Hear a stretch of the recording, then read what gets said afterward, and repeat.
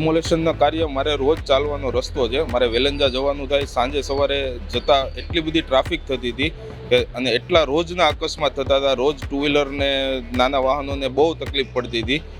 આજે ડિમોલેશન થતાં રોડ પહોળો થશે. રોડ પહોળો થતાં ત્યાં ટ્રાફિકનું સંપૂર્ણ નિવારણ થઈ જવાનું છે. એટલે સરકારશ્રીનો ખૂબ ખૂબ આભાર કે આ રસ્તો પહોળો કરી, ડિમોલેશન કરી આ રસ્તો પહોળો કરી આપ્યો છે. સરકારશ્રીનો ખૂબ આભાર છે.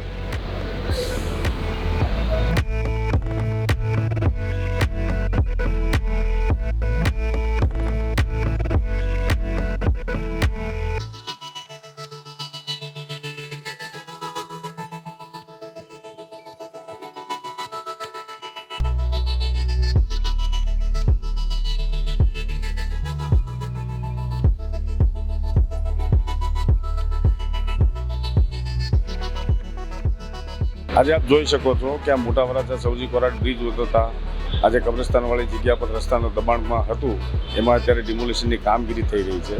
આ રસ્તો બહુ પહોળો છે, પરંતુ દબાણના હિસાબે સાંકડો થયેલો હતો, જેને હિસાબે અહીંયા વારંવાર અકસ્માત થતા હતા. અને આ રસ્તો મોટા વરાછાથી કઠોર, ઉમરા, વેલંજા થઈને રાજ ગાર્ડન સુધી જાય છે. એટલે બહુ મહત્વનો અને બહુ ઉપયોગી રસ્તો છે.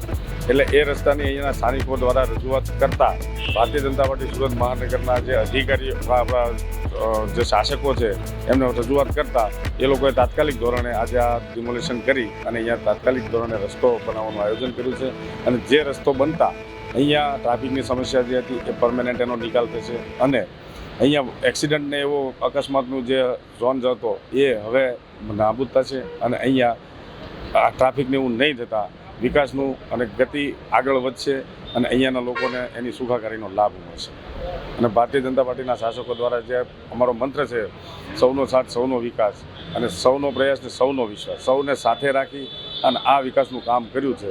એટલે સૌજન હિતાય સર્વજન સુખાયનો આ મંત્ર સિદ્ધ થાય છે.